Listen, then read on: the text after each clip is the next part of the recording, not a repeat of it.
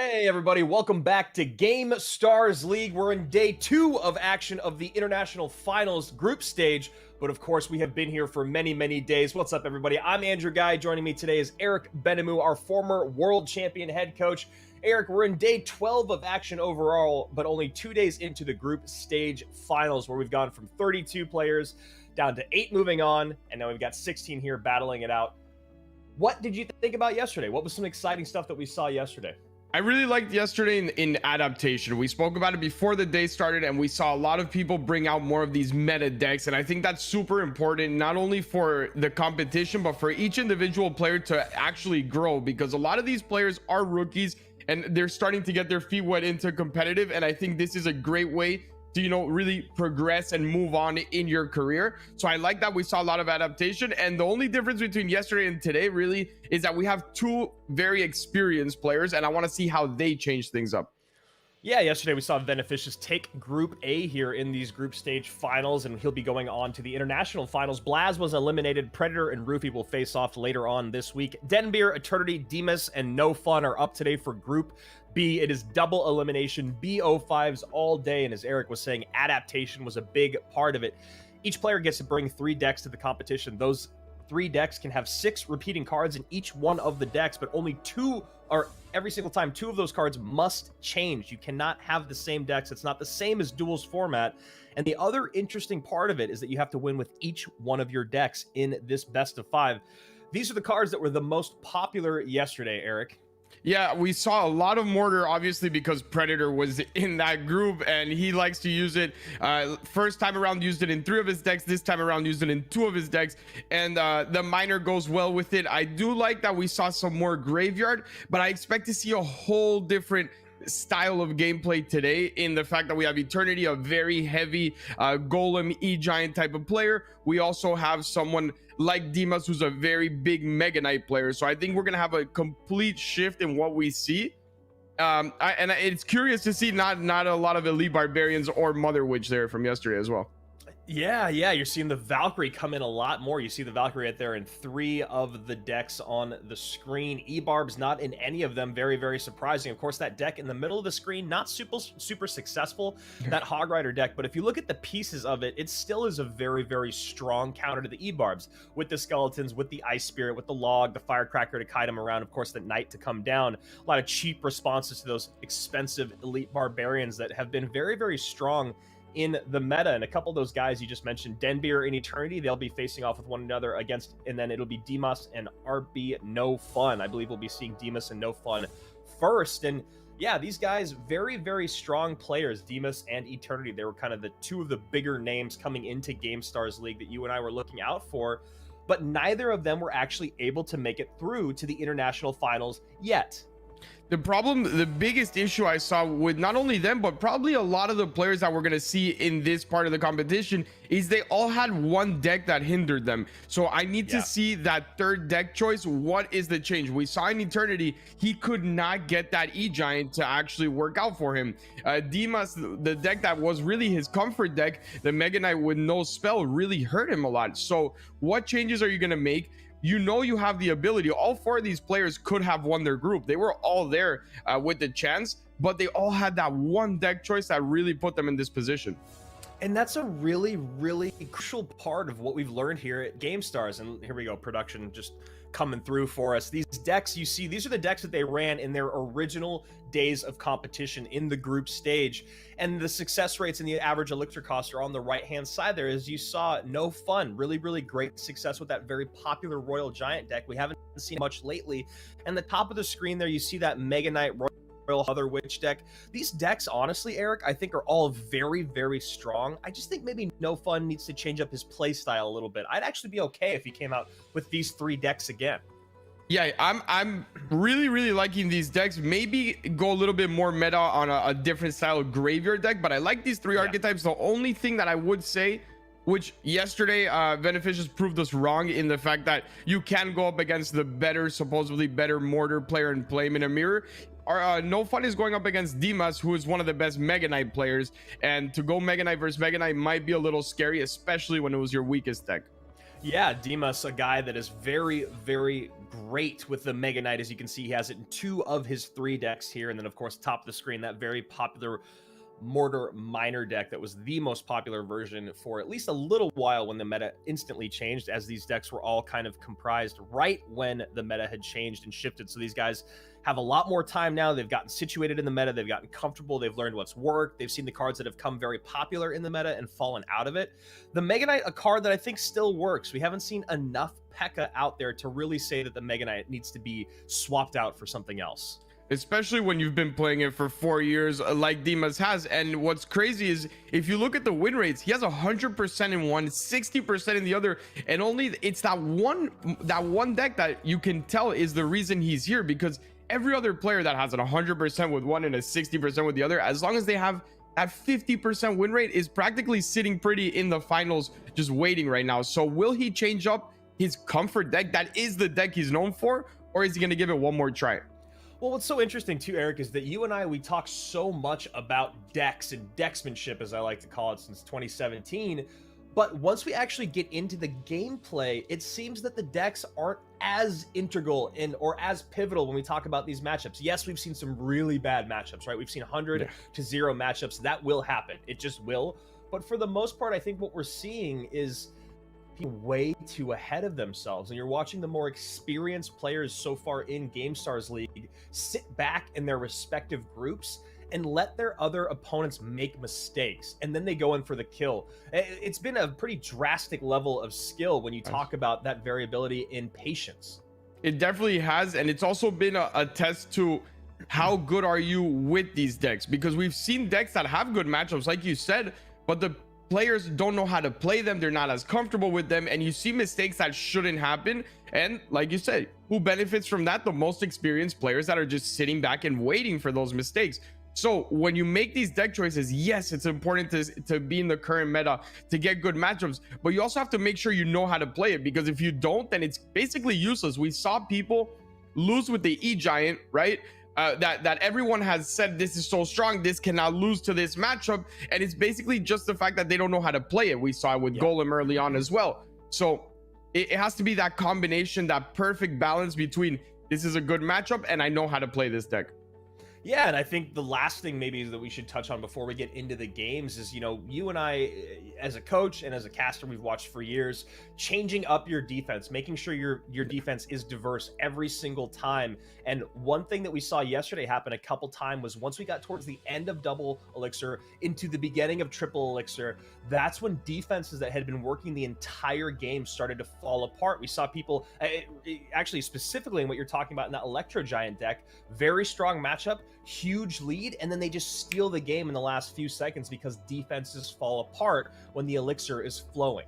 Absolutely. You need to always change it up, because if not, look, the players are in the game. If we see it, they see it. It even happened, I don't remember exactly where, but I think it was that Hog Rider deck when there was a Tesla that was obviously going to be placed down, and I said you need to place that Tesla on the left side, and he played it exactly where he played every single one, and it got predicted with the Skarmy and everything. You can't be predictable 4 minutes into the game, because they're going to adapt, especially when they're against the ropes and they know it's all in. I think, you know, specifically talking about this matchup between Demas and No Fun, we talk about Demas's experience, his calm, his poise. You know, he's been here many times before. He's a guy that you and I both knew about coming in. No Fun on the other side of it, a guy that actually performed pretty well after he maybe shook off the cobwebs at the beginning of his first day. But he was a very emotional player, Eric. And honestly, I'm wondering if that emotion was one of the reasons why we didn't actually just see him win his group. There was moments where it looked like he'd let too much that had happened early in a game get to him over the next 3 to 4 minutes that were left, where he could have probably come back. Emotions are great when you're winning. That's the biggest thing. I learned that throughout my career, and I always said I love players with a lot of emotion, and I genuinely do. I love to see my players when they're winning, you know, screaming and getting hyped and seeing the smile and everything. But it's a double-edged sword. When you're losing, it could cost you the whole set, because you can't just, you know, break up the emotion. Either you're an emotional player or you're not. And when you're losing, it plays with your head, it plays with your game. And Clash Royale is one of those games where every little move counts. So you need to keep your head in the game and learn how to control that, for good and for bad. Even when you get too excited, it could be bad. So just hold on. You can always come back. There's always a next game. It's a long set, and don't let your emotions get to you. You know, you had two of the best players in the world. I think we talked about, or at that specific thing, you had four of the best players in the world. But Surgical Goblin was a guy that you talked about, very, very emotional player. But from that first second to the fifth minute, ticking through that time clock, Surge was dialed in, ready to go. Canario is a guy that I recognized from when he first joined the league, was the same way. It seemed like he just completely shut off and became a machine for 5 minutes, and 6, honestly, when he first started in the league. And then it was afterwards that you would see a slight celebration. But Canario was one of the guys that you would watch. He was so methodical and he would stay so locked in for so long. I want to see that out of No Fun today. I want to see the passion there, but I want to see the poise as well. You're 100% right. When you're in game, it felt like they turned into like robots, right? Like time froze. There was no emotion. After the game, it was celebration at a maximum level. But while these 5 minutes are in, nothing else matters. You don't celebrate, you don't dance, right? We've seen players that do Thunderstruck and all these, they like to, you know, dance and do all this. But the success, when we look back on it, has been to those players that maintain their cool, focus on the game, and you can celebrate after. Yep, 150%. Demas, top of your screen, No Fun at the bottom. No Fun looking like he is going to be going back to what could be a graveyard deck, most likely will be, but also we have seen those cards working with Electro Giant as well. NATO out of cycle, happy to go to the miner to the back. Demas rocking that mortar once again here in Gamestars League. As I said, guys, we've been in the group stage for a while. This is the 12th day of action, but this is the second day of our group stage finals. And what that means is we had 8 groups with 4 players each. We whittled it down to 4 groups with 4 players each. And No Fun rocking back very, very similar cards with what we saw before. And Eric, is Mortar just like firmly in the meta? Is it like top 3 archetypes? It's really good right now because of how much it counters that E-Giant, right? It is a hard counter. The only thing is that this one doesn't counter it as much because you don't have that high DPS Musketeer. I like it a lot better when you have that Muskie. It forces out a lightning out of them, and especially if you can separate the Muskie completely on the left and the Mortar completely on the right, they can't hit both. Here he can nadle the Firecracker directly onto the E-Giant and then just use the lightning for the Mortar. So it's a little bit trickier. It's not 100-0, but overall it's just a very good matchup. So Ice Wizard up high, offset to the left, so it will not be working the same direction as that Electro Giant, and it doesn't even make it off the board. Valkyrie up high, Firecracker behind. That lightning comes down on those 2 units, and here is that Mortar, Eric. This is exactly what you're talking about. Those Mortars can pull those Electro Giants all over the board, and while I think that No Fun's push kind of dies here, I think he's actually in a pretty good spot to start to reset and start these Electro Giant pushes back to back. Yeah, I think this is what the difference between having Musketeer and not having it, right? It forced out Spear Goblins that you can't just leave there. The Spear Goblins need to be tanked for by the Valk, so that extra defense doesn't just cost you 2, it ends up costing you 6, and that's a huge difference in how much pressure you can apply and force him to not be able to make these E-Giant pushes over and over again. And it's going to be really pivotal for, I think, No Fun to get some more tornado value and maybe a little bit less lightning value as time moves forward here. That tornado value going to be able to help take these Firecrackers off the board and get a little bit more damage on the tower. But Demas doing the correct thing. You know, if you don't have a Musketeer for damage, you need to stack Firecrackers. Absolutely, and he's playing it very, very well here. And honestly, just it all comes down to 2 more defenses. I think, well, that Firecracker on the right actually got a hit on the left tower, which is huge for him. But I think it will come down to 1, maybe 2 more defenses, especially this one where we're so close to triple elixir, you cannot slip up. I like where Demas goes there. He goes to the safe spot with the miner, and that way it cannot get NATO to off.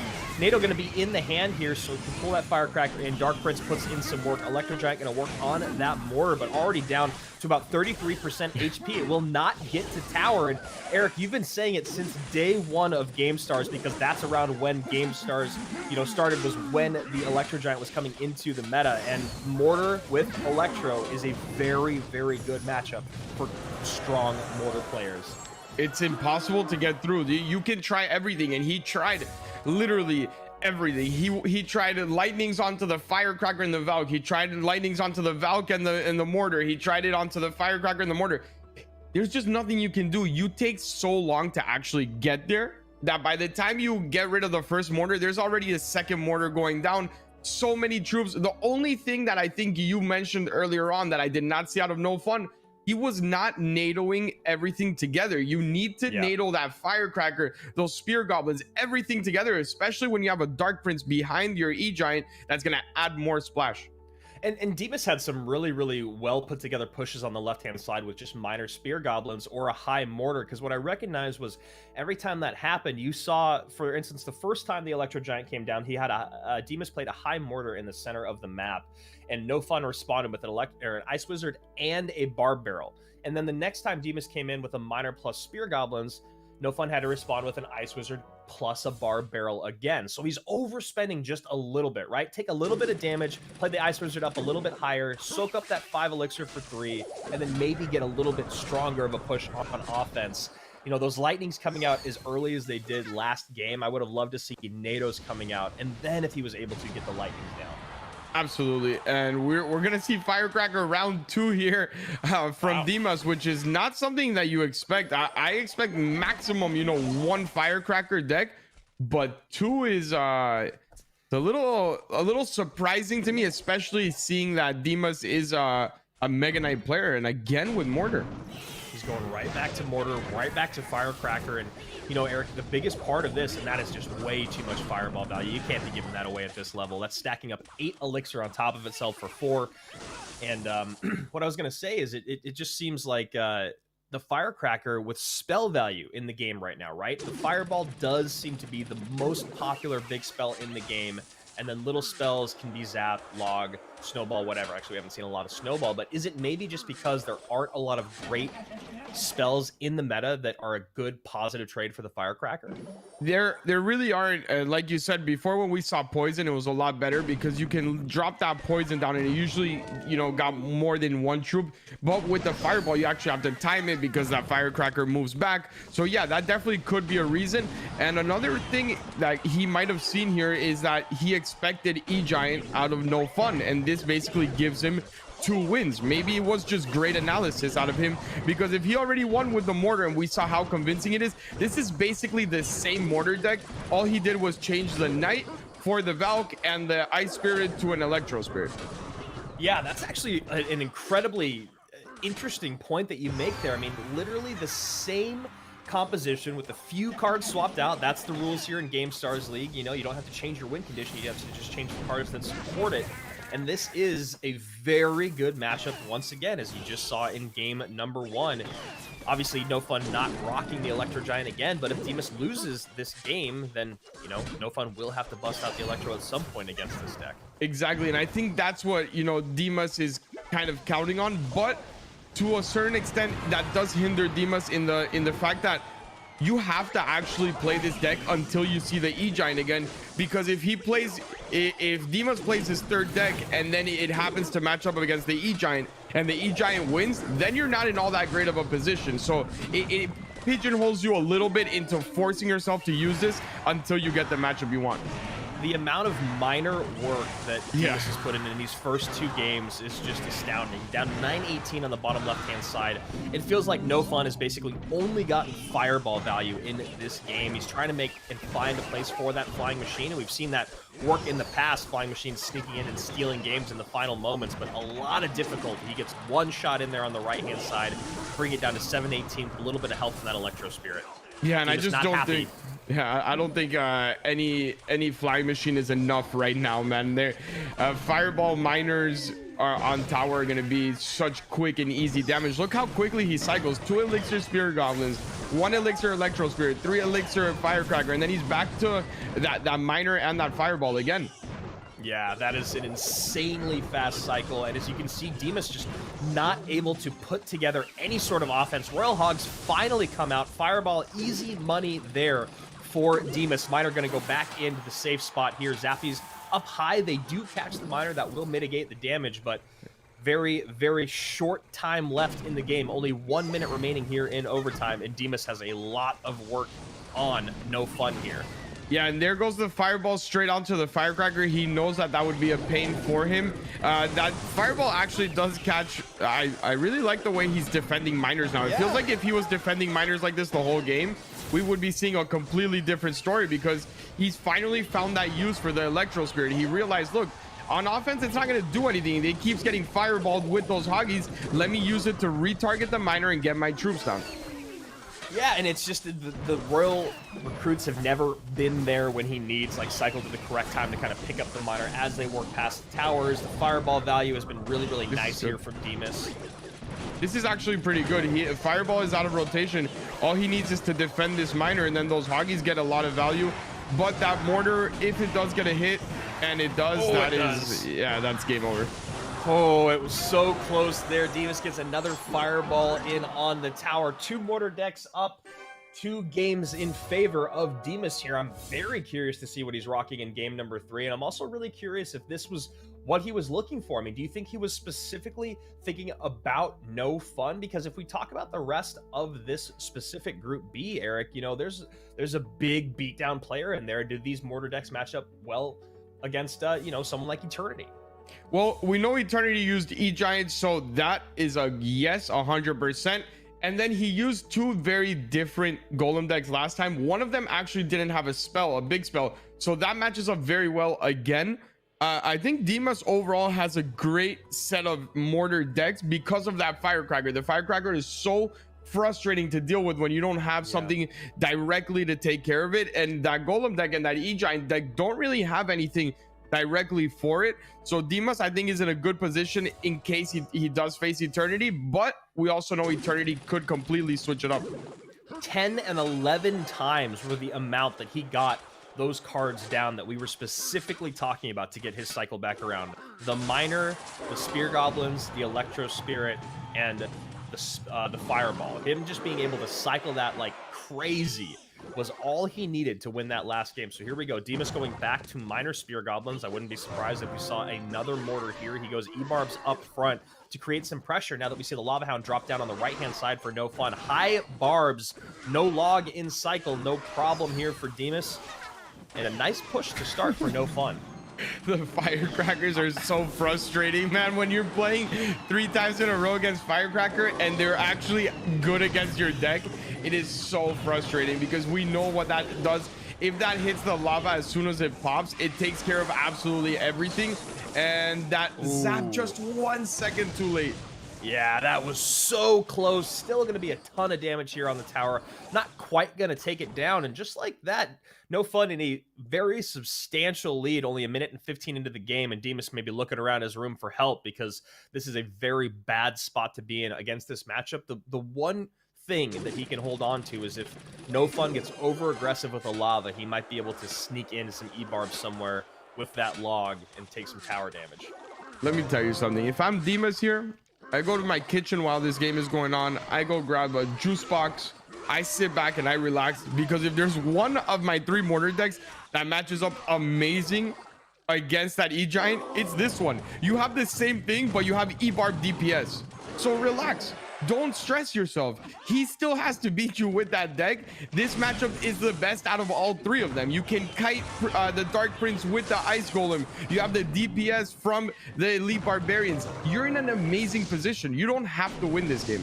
And if you at home are not exactly sure what Eric is talking about, I mean, that's the long game, right? Demas has already won 2 games, so that means he has to run this deck back for the next potential 3. He knows that No Fun has that Electro Giant deck that he could not win with, and this matchup for Demas is a walk in the park, according to what we saw earlier. So I agree. I think you sit back, you hang out, as you said, you go get a drink, maybe something to eat, and you come back and you worry about that Electro Giant Mortar matchup down the road. Although, we are getting very close to a 2-tower game. Yeah, he actually brought this back a lot more than I thought he would, and that tombstone placement is terrible because it doesn't pull the Elite Barbarians. Not only do you have the fireball, but it's still going to be a lot of damage in case that he actually does get this tower down, but he doesn't, unfortunately, for Demas. It just isn't enough. He can't cycle quick enough to that miner, but if he did, he could have definitely won this game. Yeah, I mean, maybe just a little bit of an overspend on that right-hand side. Would have loved to see just a little bit more support on the left to take that tower down, extend it to a 2-tower game. But now we become, if we're No Fun, we're in a very interesting position, right? You have to run back that first deck, right? You have to go back to that Mega Knight deck right now, Eric, because you can't just go Electro Giant into this. You know you're going to lose. Yeah, I mean, do you want to lose 3-2 or do you want to lose 3-1 is basically the way I see it. Unless Dimas makes a bunch of mistakes, there is no way No Fun should win this set. Not because No Fun doesn't have the skill to, just because not only has Dimas been playing very well, but that matchup is almost impossible to win. Yeah, and Demas is also the type of player that will not get ahead of himself. He will not forget what worked against that deck and try to change it up and get fancied. So that's why I think No Fun needs to come back out with a better matchup right now in game number 4. He needs to take the win. He needs to get the momentum to push it to game number 5 so that Demas makes mistakes when you talk about that matchup advantage that he'll have, because that's basically the only way I see No Fun getting out of this set alive. Yeah, and he decides to go with the E-Giant. I believe they both had Bar Barrel, but I'm not sure if they both had the Cage as well. I would like to see one more card before saying, yeah, it is the E-Giant. Yeah, wow. So I guess he's going, okay, if I win this, I have so much confidence and I win a hard counter that I'll win this set. Let's see if it works out. I'm not sure. It shouldn't, honestly, if we're being honest, it shouldn't work out. But we saw a slip up yesterday as well, right? We saw one with Predator that none of us would have expected, who's a mortar player, lost this matchup. I think the biggest thing for No Fun in this specific matchup, since we saw something so similar earlier in the set, is he needs to play his defenses a little bit more efficiently. He can't be spending 5 for 5 or 5 for 4 every single time. And then he needs to double down on those Electro Giant pushes. There you go. I mean, that's at least a little bit better, but there's no Spear Goblins behind because we're still in single. And then he needs to double down on those Electro Giant pushes with his NATO. I think he needs to use his NATO first and then his Lightning. You need to get that Lightning down as the second spell. That's usually going to take out the desperation cards that your opponent puts down on the board, which means then it's a free pass to the tower. Yeah, you're right on that. And the other thing is, it's okay to take damage. You have an E-Giant deck, right? Like, you can tower trade as well if you want. You don't have to over defend, and I think that was a big issue early on. And No Fun with a little bit of an error there. I'm not really sure the Dark Prince placement directly behind the box. I know the Cage, I know you have to put it down so that it doesn't target your tower, but he placed it right where the Cage was, and it lost the shield right away for really no extra defense. I'm not sure. Just those little mistakes make defenses even easier for Dimas, and if there's one thing you don't want to do, is give him easy defenses. So here we go. No Fun doing exactly what he did in the prior matchup, which is set this Electro Giant up in the back. Now we see a bit of the change. We go Dark Prince to the left-hand side, but I don't know if I actually like that as the change.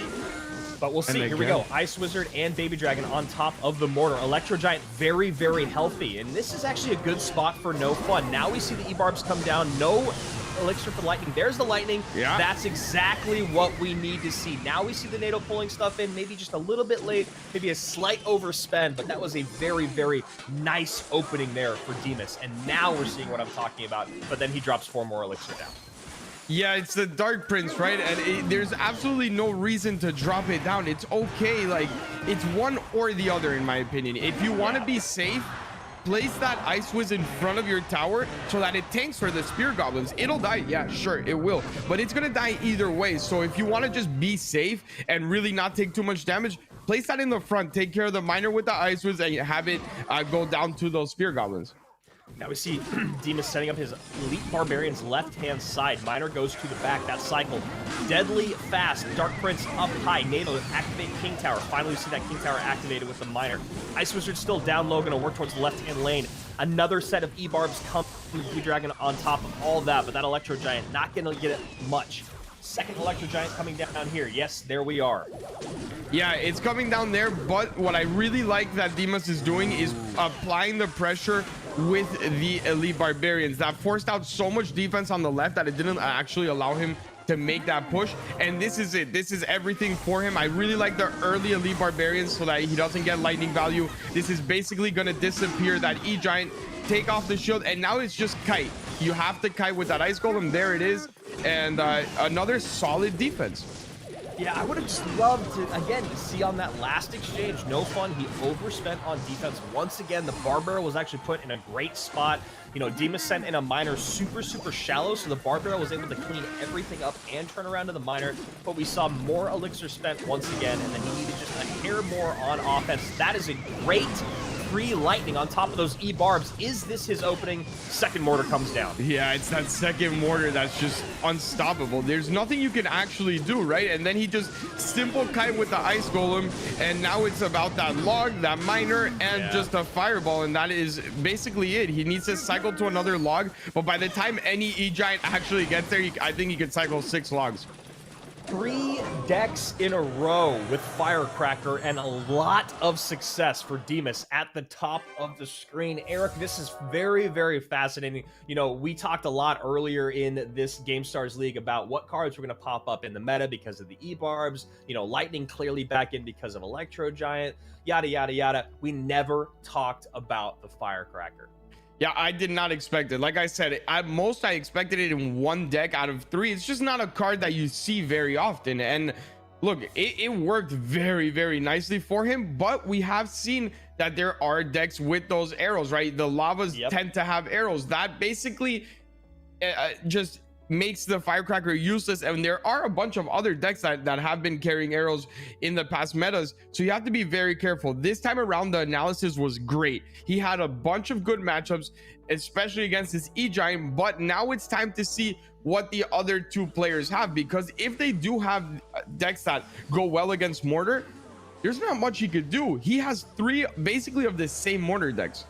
Yeah, and that will kind of be the tipping point of it all, is to see what Demas is going up against. You talk about those Lava Hound decks with arrows in them. We haven't seen arrows a lot in this competition, but we have seen them at least, you know, maybe once or twice a day. So it'll all be about, when we talk about Demas, because I've been in a very similar situation playing those mortar decks with Spear Goblins and Firecracker. And if your opponent gets 1 good arrows off, it can be the end of the game like that. And that's how it was for Demas here, right? Very, very easy. 1 and 2. Game 3 goes to No Fun, and then No Fun goes against what we believe is the correct idea, and he decides to go Electro Giant right into the bad matchup, maybe try to hit his opponent, catch him off guard, but it does not work out. And as you can see, that Electro Giant deck, no fun, no success with that strong meta deck here in GSL.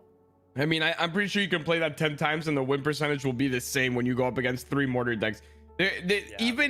Even these mortar decks are technically do match up better because of the no musketeer. It's still so hard, and you saw it. He even made a mistake. Demas actually had a terrible defense in one of them that almost cost him, you know, it cost him over 1,000 damage on his tower, but even then he never got back to actually do any damage onto the tower.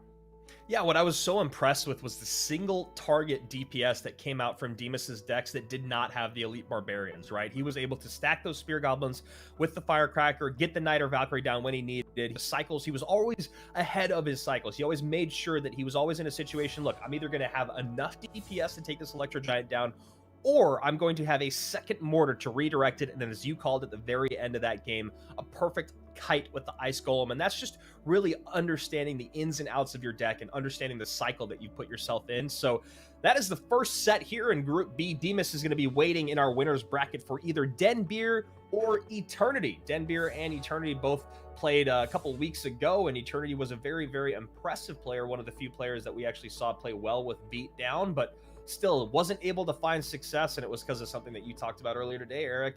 Just one deck getting in his way. Yeah, that's all it takes. One deck, and really that's all it took in this set, because like I said, I think this could have been a 3-2. There was just no way he was going to win with the E-Giant. So analysis playing a huge part, and this is where we go back to it, right? Golem was great for him, but that E-Giant, that other Golem deck, I'm not too worried about because he's such a good Golem player. But that E-Giant deck worries me. I wouldn't want to see him play it again just because it seemed like he was a little off with it. Even though the win rate is a little bit better than the Golem, you could see that it wasn't that much matchup based. It just didn't seem like he was very comfortable with it. Yeah, so I agree 100%. I think Eternity did struggle a bit with the mechanics of that deck, you know, especially because he ran into a mirror matchup with it, and it was clear that his opponent was just much more precise with their NATOs and with their lightning specifically. And then you look here at Denbeer. 2 decks, very different than what we've seen so far in the tournament, those bottom 2 decks with 100% win rate, but it was all about that deck at the top, which honestly, a very strong deck, a very meta deck, but only 40% win rate. He could just not close things out with that. And same thing as Eternity, right? Strong with 2 decks, pick up those wins early on, and then you just can't close it out. Yeah, and I really like that Pekka deck. I think it's I would run it back. Honestly, I think it's a deck that you can run back. Even though it's not meta, it does seem to match up well against most of the things in the meta right now. Yeah, you get a good Pekka against some E-Barbs. That's a great trade, and then you can get that Graveyard down on the back end. That's very difficult to defend. Han the Eternity going right in with that Lava Hound, so we see the Graveyard getting dropped from Denbeer very, very quickly. Hunter working on that lava as this tower will go down. Yeah, that is if you can ask for any start, it's that one. Not only did you just take tower, but you also took care of the lava with your same push that took the tower. That is a great start for him. The flying machine is getting a lot of value though, so he just needs to make sure to take care of that. Yeah, a spell right now, Fireball would be incredible. Instead, he goes Hunter behind. I actually kind of love that Hunter behind. You can see Eternity actually thinks it's a pretty good play as well. Very little tower damage in, and a lot to make up for is Eternity, our Lava Hound player, who does have arrows, but if he doesn't get out of this set, it won't matter when you talk about facing off against Demas. It won't matter at all. And like you said, Eternity recognizing it was a good play. And that's sometimes what happens in Clash. You log into the game, you play one, and a lot of the times we like to say, you got lucky, you beat because you got lucky. But there's those moments where you're just like, all right, man, I applaud you. That was actually a really good play. And that's exactly what the start was for Denbeer.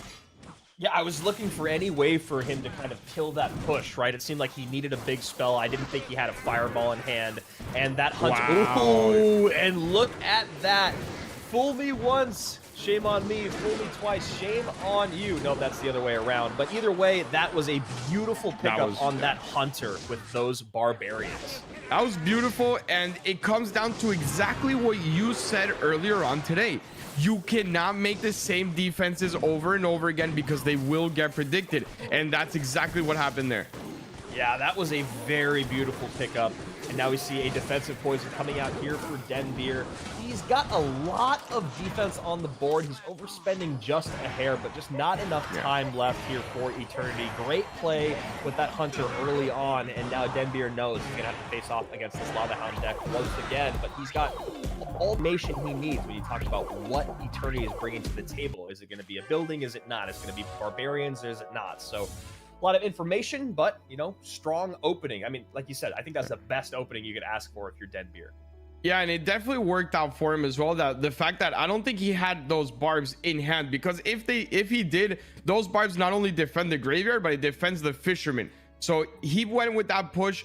There was no barbs in play, and that really cost him the tower. Also, we've seen it over and over again. When you do lava that early on, that far back, you're playing yourself a 50-50. It's a coin flip. If they can actually make a push out of it, you can lose the game right there. If they can't, then you could win it all in one push. Yeah, and that's what I was going to ask you was just, you know, was that lava early on the correct decision? When you talk about elixir spent, obviously hindsight is 2020, and there we see that it was the Pekka was the last card, so Denbeer does rock back basically the same graveyard deck. Is it a good idea to go lava that early? I mean, you've played it for a long time, and a lot of the best lava players, including Abdullah Ahmad, think that lava early is the only way to go. I genuinely don't mind the play, but you can't complain when you lose because of it, right? It's like you're gonna win a lot of the times because of that play. It is a good play. You force out either an offense out of them, and if you have barbs in cycle, they are a great defensive card that usually gives you a positive elixir trade. But there are a lot of times where they actually have, right, a Mega Knight graveyard or something of that sort, and you end up losing the game. I don't mind it, but it's risky. Denbeer, you know, so far going back to very similar things that we saw in his first appearance, right? Pekka Graveyard, now we're seeing minor wall breakers.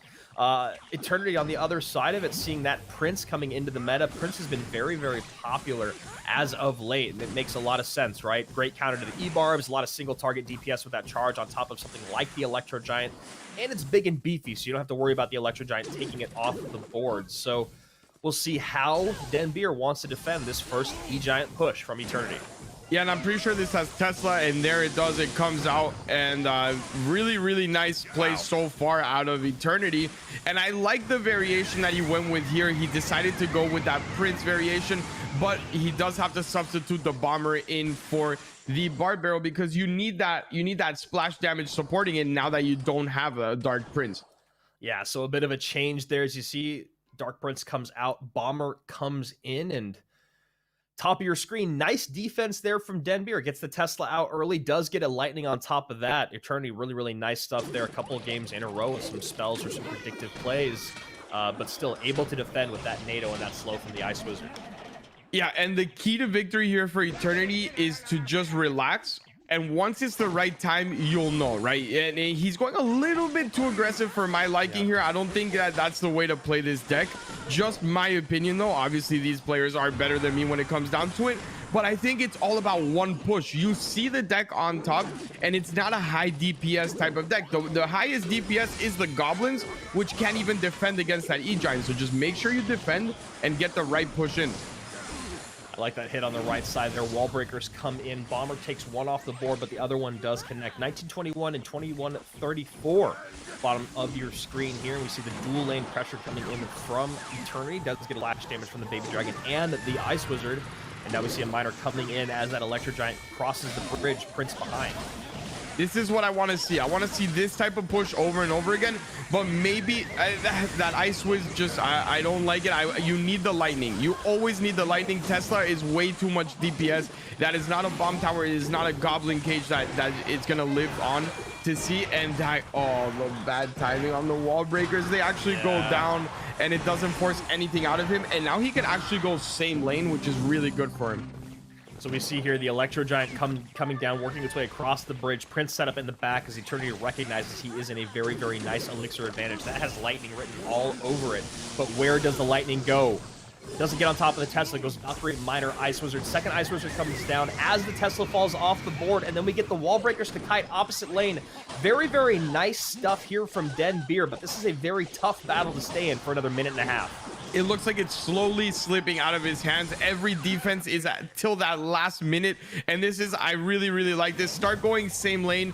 This is what you want to see out of him. I'm not really sure the placement on the E-Giant and the Ice Wiz going in front, but I do like the fact that he recognizes, he says, if I go same lane, it's a lot better. Good rocket out of him, but it doesn't hit that E-Giant, and now you spent a lot of that elixir that you needed for defense. Yeah, exactly. When you talk about this deck, not a super, super strong deck. When you talk about strictly DPS, Bomber behind, cleaning up those goblins, that is going to do it. Tower will fall here, and if it does not, it's going to be very, very close. Second Electro Giant down, Valkyrie up high. Trouble for Denbeer. Yeah, it didn't fall, but like you said, it's just a matter of time at this point. Tesla goes down. The rocket is going to defend that, but it doesn't hit the Baby Dragon either, and that lightning, and yeah, that seals the deal. Go ahead. No, the offensive rockets are so, you got to be so careful with them. Yeah, I was going to say that's a really, really tough deck that Denbeer was using. It's very, very control heavy. It's all about minor chip damage. Those wall breakers connecting, it's something that you kind of hope to happen in single and maybe the beginning of double elixir, but by then your opponent, if they're good enough, they've gotten in charge of their cycle. They know what's going on with your cycle. They're always going to have a response in hand so those wall breakers don't become too much of a threat. Great understanding of the macro there by Eternity. As you said, Eric, he sat back in single. He let the damage come in. My favorite thing about that game was that Eternity would build pushes in the right-hand side, but he kept getting damage on the left with Baby Dragons and Ice Wizards, so much so that he was then able to switch into his weaker lane, the lane that Denbeer was focusing on, and at that point, the game was over. There's no way to make up enough minor chip damage that late in the game as you're going into double and triple elixir against an Electro Giant deck. I agree, and he played it a lot better than he did in that week one when we saw him play E-Giant. It seems like he has a better understanding. He practiced it, and that's what it's all about. Once you make it into this stage, okay, now let me perfect my decks. Let me make sure that I know how to play it the right way, and he did that. Obviously, it helped when Denbeer threw that rocket. You cannot do that. If you're gonna rocket, you need to make sure that you're taking troops off the board every single time, and he didn't do that, and it cost him when it came to the defense. Yeah, do you think that if that rocket were to have connected with the tower, the Prince, and the Electro Giant, it would have been worthwhile? I'm still not too sure, just because of how tight all the defenses were without even using the rocket, right? And you have to recognize that. that is 6 elixir that you're now not using for defense, and your defenses were barely getting the job done, and now you're hitting triple elixir, so it's even tougher to defend. I would have just liked to see, if you can definitely rock it, but I would have liked to see it be more on the defensive end than on the offensive end. Yeah, as the units were maybe crossing the bridge, you saw their 2 rockets went awry. Maybe if you would have dropped more defensive troops down and just used the 1 rocket NATO as everything was crossing the bridge, you would have maybe gotten more out of it. But here we go. Game number 3. 1 in favor of red, 1 in favor of blue. Eternity going back to the first deck that he ran today. Not a lot of success with it. The Lava Hound deck. We're actually back to the 2 losing decks of the day so far. Denbeer running back what we just saw. And a lot of trouble here as you see that Ice Wizard barely able to clean everything up. Flying Machine behind. Going to get a big, long lock on that tower. And now an overspend on defense. Trouble already for Denbeer. And at this point, if you're Eternity, don't even defend this Ice Wizard. And if you do want to defend it, I would have liked to just see a lava go down, right? Take a little bit of that damage. You're up so much elixir that if you lava there's no way he defends. You will take that tower, and this is okay. You let the miner go, and you use your elixir advantage. And you saw Denbeer kind of, make a face like, okay, that's not what I want to see. Yeah, and with Denbeer here, I think the biggest problem for him is that he needs to make sure he's getting enough DPS on the board when he gets into double elixir, and that way it's going to happen is the only way it's going to happen, is with that Tesla. The Ice Wizard needs to be there to slow everything down, but the Tesla needs to be there to get damage in, or else he's just going to never win these bridge battles. And he's just in a terrible cycle as well. This deck is a deck that can defend well, but you have to have control of the match, and right now he just doesn't have any control of it. It seems like he's spending absolutely everything in his hand over and over again, and as long as he can get a cage down here, there's another great defense. This not only defends the wall breakers, but it's going to get onto the Valk, it's going to get onto the Ice Wizard, and here we go. Rockets start coming out again.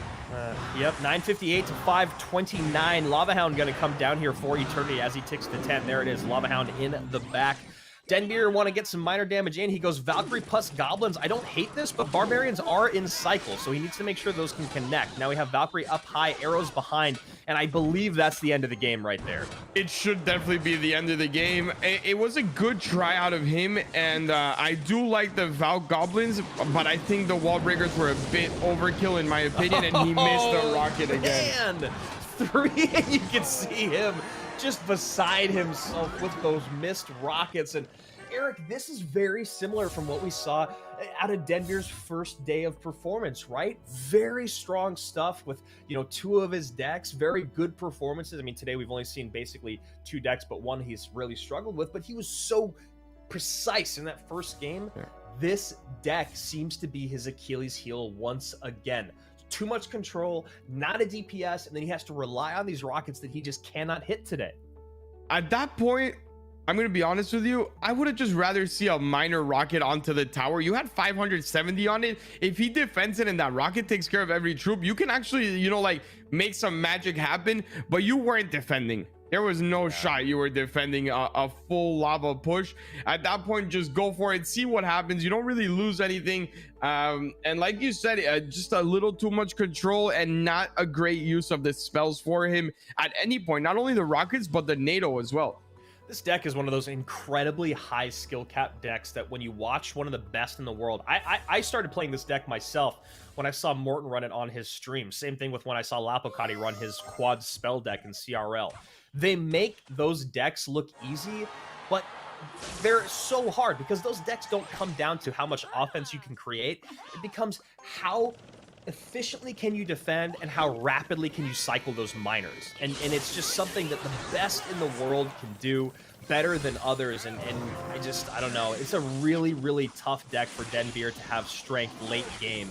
And we've seen it time and time again by those overspends on defense.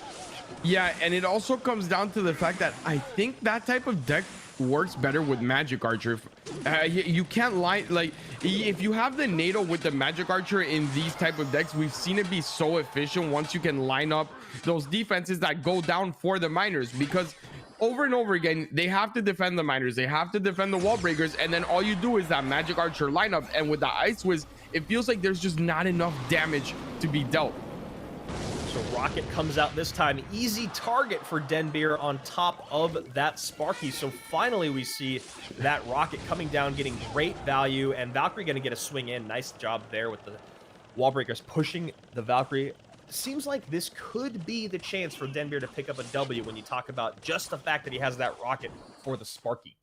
This should 100% be the match that he wins, especially that there's no rage mini P.E.K.K.A on the right. That's where like these Sparky decks really thrive, when they have that mini P.E.K.K.A minions rage split with the Sparky.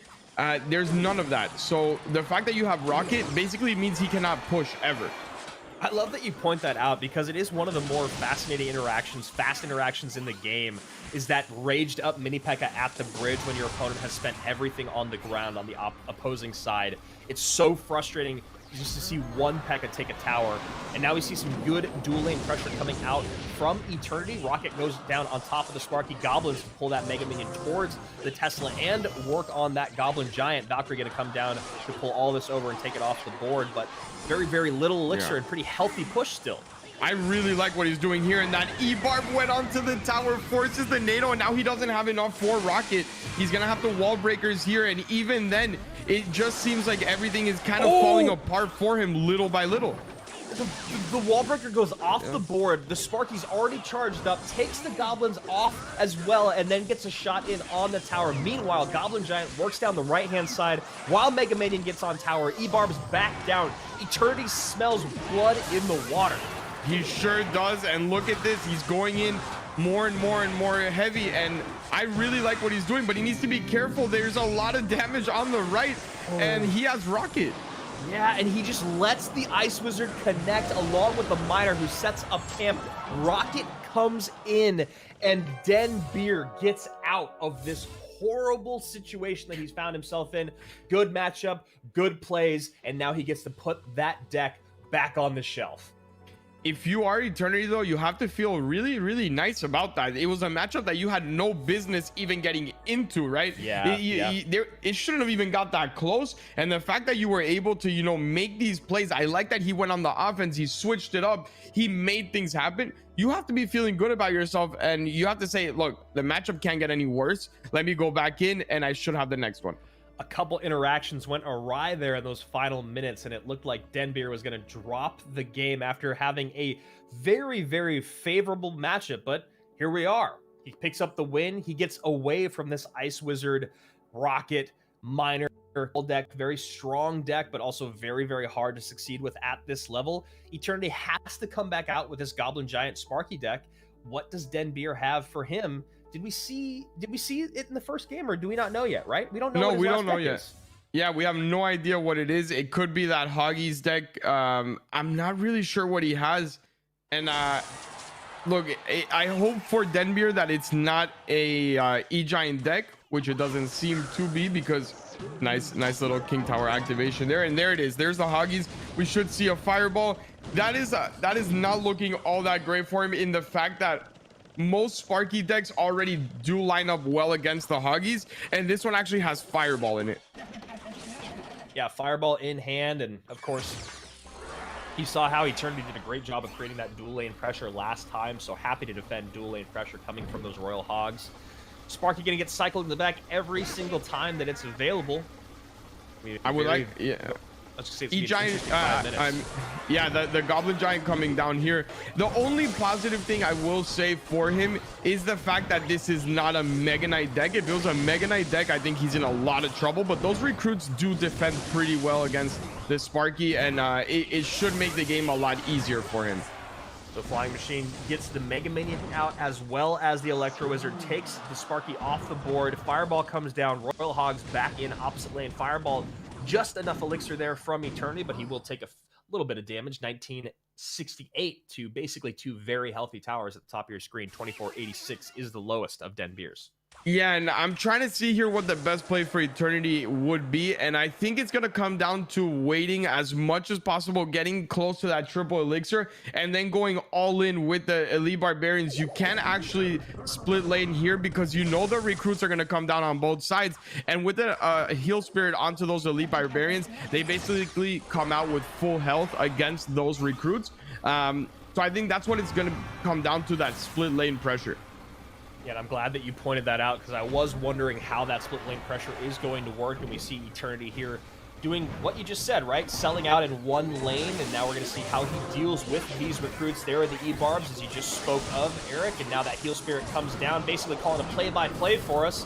And E-Barbs do break through. Sparky's still very healthy. There it is. And, I mean, man, you literally called that play-by-play. E-Barb on tower, Mega Minion on tower, Sparky very, very healthy. And I'm wondering if Eternity has an earpiece in. That was a beautiful push. Yeah, it was perfect. That's exactly what he had to do, because those elite barbarians do leave with a lot of damage. And I want to say he did all that without actually fireballing anything. If it gets to triple elixir, like I was talking about earlier, he will have a fireball for the zappies and for the flying machine, and it would just basically be impossible for him to actually get any damage in. Heal Spirit does go down, which is a big factor in the reason the first one actually worked. And good fireball going to force out more defense out of him. Yeah, beautiful fireball there. Stacking units is usually a sign of distress from a player, right? They're just kind of panicking, dropping units wherever they can. Zappies and flying machines stack, and you see that Goblin Brawler does connect. A very aggressive Goblin Giant at the bridge, and it does connect to the tower here. That is basically going to do it. 196 down to 129. Now we just need the fireball in, and Eternity comes back with a very nice performance, a very back and forth set, all very beat down heavy decks from Eternity, so no surprise there. And Den Beer basically went back to the same 3 win conditions that we saw him with in his first day of performance at GSL. Yeah, I mean, look, you made it here with those decks. I understand it, but people are gonna prepare for it, right? You can't expect 2 weeks to go by and you come out with the same exact thing and your opponent's not prepared. And Eternity, yes, he went the same heavy archetype style, but completely new decks. The only one that was kind of the same was the E-Giant, but he even changed the variation of it, and I think he played a lot better with it. And this one, it seemed like he understood exactly how to win with it, so he does seem to be very comfortable with this. And looking at that deck versus the mortars that we saw on the other hand, those mortars don't have a lot of that DPS. I mean, I loved the way he played with this graveyard deck. He didn't even need to use his P.E.K.K.A. Obviously had a very fortunate start, but he was playing against Eternity, right? A guy that loves to play these beatdown heavy decks, which is why I think this deck is the biggest mistake, right? This Ice Wizard, Wall Breakers, Minor, NATO deck, this incredibly control heavy chip deck where Wall Breakers are not going to connect late game. I think when you know you're going up against someone like Eternity, you're not really doing yourself a favor. Now, part of that, I understand now Denbeer might come back at me and say, look, man, that deck was a choice to play against Eternity. It has so much control, and I would be able to NATO his big pushes together and rocket them off the board. But if you're not hitting those rockets, that deck it's just tricking you into thinking you have a chance. Even then, I don't like the fact that, like, yeah, you have a lot of control versus Eternity, but he knows how to beat those control decks, man. He's been playing these type of decks for so long that I would almost love to see go back to a P.E.K.K.A, right? Go back and back into different types of P.E.K.K.A. Go into a P.E.K.K.A bridge spam if you want. You have E-Wiz, you have P.E.K.K.A, you have so much defense that you don't need to go this type of minor control against someone that, look, if there's someone that knows how to beat them, it's gonna be him. Yeah, and I mean, you're literally reading my mind here, because you look at the matchups, right? You look at what's on the board here, and even if you were to go to that bridge spam deck, you do have the Magic Archer there to help with those barbarians in that Lava Hound deck. You have an immense amount of pressure that you can create opposite lane, which I think is kind of the key to victory when you talk about beating Eternity. You need to be able to create enough pressure opposite lane so that he can't just build these big beatdown pushes, because as you said, Eric, he knows how to play these decks so well. You saw it with Gob Giant Sparky. All right, I'll split things up. Oh, you know what? That's not going to work against this matchup. Okay, let me get the next matchup. What do I need to do here? Sell out in the left-hand lane. E-Barbs plus hear it. He picked it apart surgically, and that's why we are where we are. So I just really think that Ice Wiz deck is just not the one to bust out against Eternity. And now we're going to see mortars against beatdown in our matchup between our champions, Eternity and Demas. This is going to be a fascinating one. It sure will. We know that we already know that he has one good matchup versus the E-Giant. That is secured. But on the other hand, the Sparky usually does very well against Mortar decks. Yes. Even though at the beginning it seems like Mortar has control, they always tend to lose control at the end, especially this one that has a Fireball, and it could take out that Firecracker and a bunch of other troops. I'm so happy you're saying that, because I hate playing against Goblin Giant Sparky, and all I play is Mortar. I'd say my win rate is like 10%, and it's exactly what you're saying, man. I'll be in control for 3 minutes of the game, and then it just goes off the rails rapidly. It's so hard to keep up with. So it looks like we're actually going Denbeer and No Fun first, and then we'll be seeing Demus and Eternity face off. You know, it makes sense to give our champions a little bit more time to reset, reload, and think about their matchups. Talking about matchups, Eric, talk me through these two. Well, they both have a 0% win rate with their mirror match that they're gonna have. So I mean, no one has an advantage there. That's something positive for both of them. Neither of them won with it, so no one really feeling confident. And then that E-Giant deck is gonna struggle immensely versus that P.E.K.K.A deck. I don't think it'll ever get through the Zappies, Fisherman, and P.E.K.K.A. And on top of that, you throw in a Goblin Cage. That should be an 100% win for Denbeer. But on the other hand, that Lava Loon is a lot trickier if you're not hitting those rockets. Those rockets need to be perfect.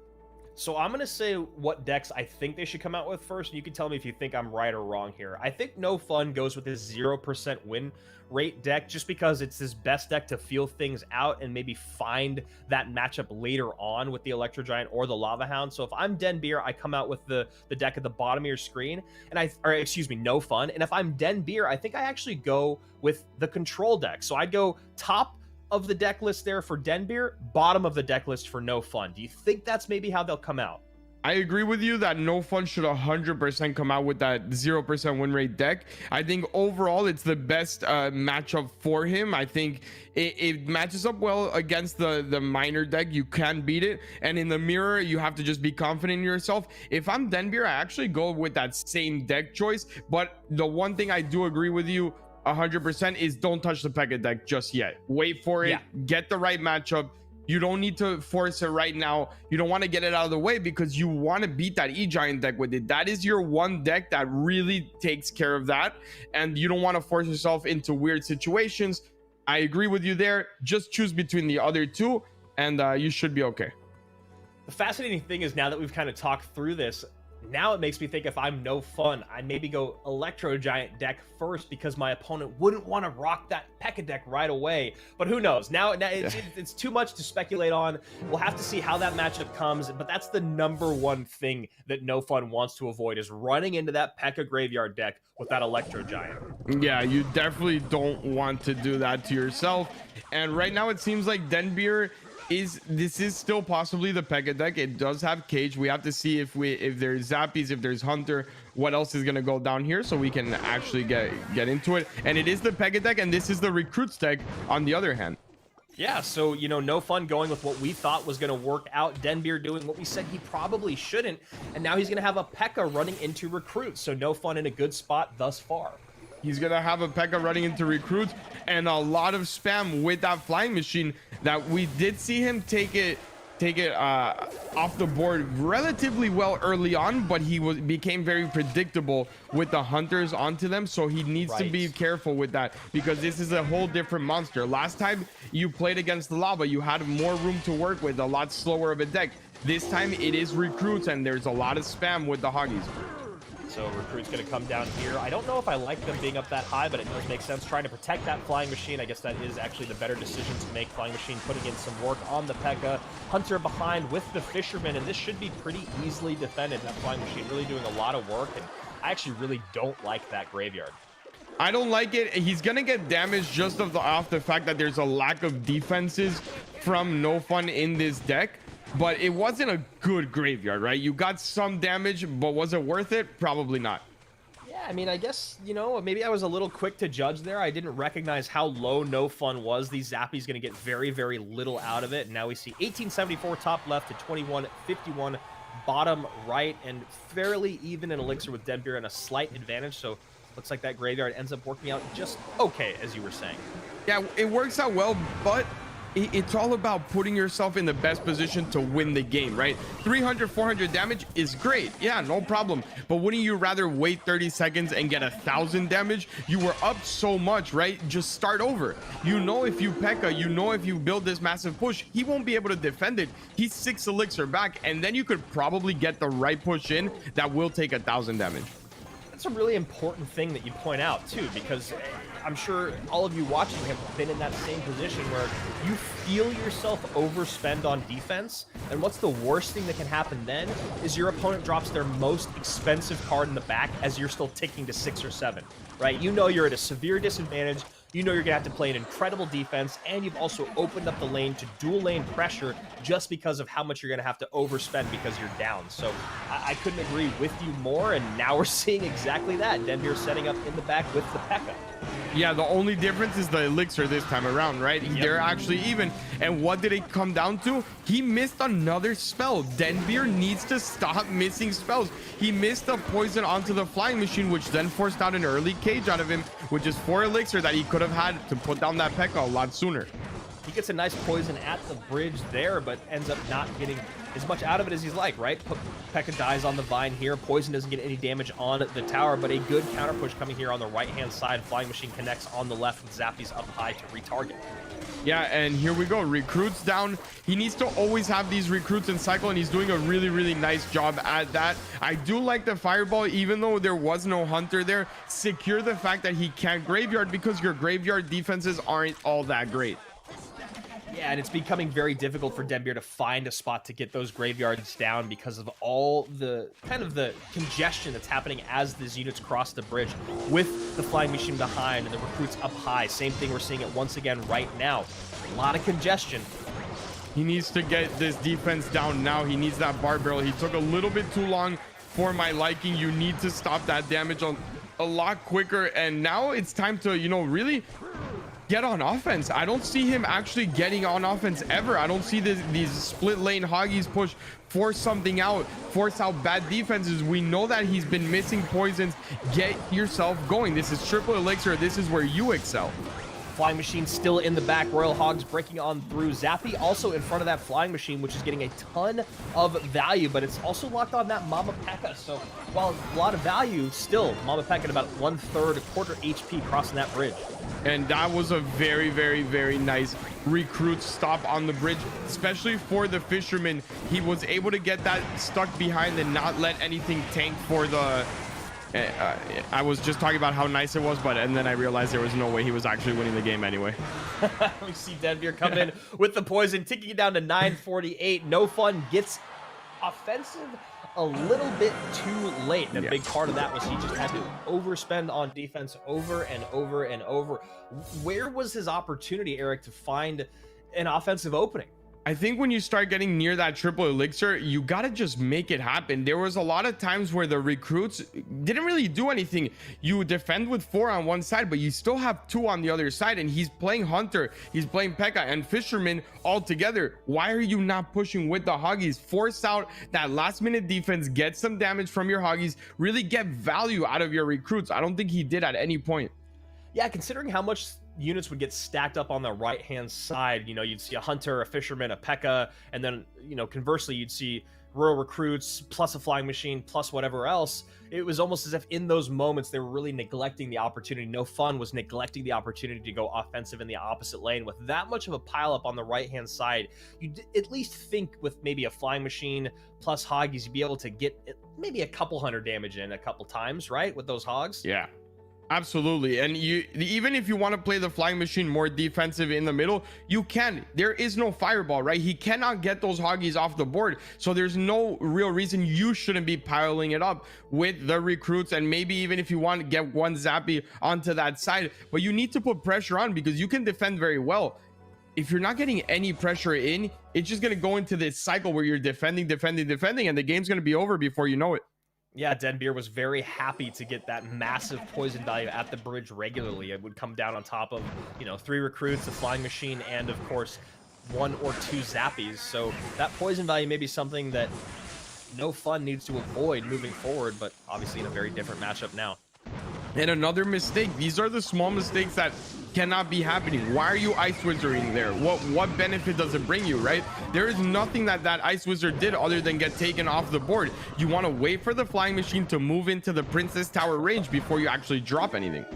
There you go. Bar Barrel goes in and comes out early. Flying Machine stays on the board for a little bit more value, gets a shot in on the tower, and a massive, massive elixir lead in the favor of Dead Beer here, whose royal recruits are crossing the bridge as he hits 10 elixir. And you see it in No Fun's face, right? It seems like he's a little bit down. And again, bad placement on the cage. It lets the Flying Machine connect. And that is almost 600 or 700 damage just off a Flying Machine. And you see it in No Fun's face. He's kind of out of it right now.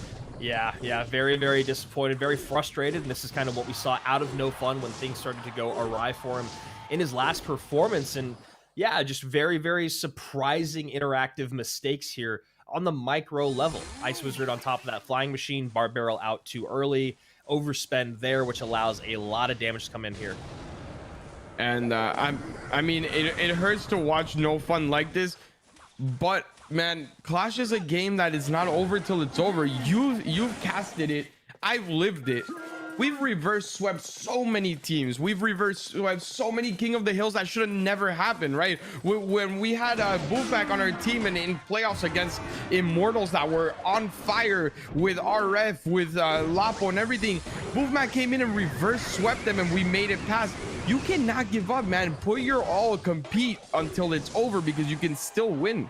And those are truly the best players that you're talking about there, right? You watch them in those moments and they stay strong. They never give up, and somehow, and honestly, they're the most satisfying wins to watch as well. Like when you see those big turnarounds, when you watch those reverse sweeps and one person has the mental fortitude to do that, it's astounding, it's breathtaking, and it's honestly one of the things that these newer players can never forget is a very pivotal part of Clash Royale.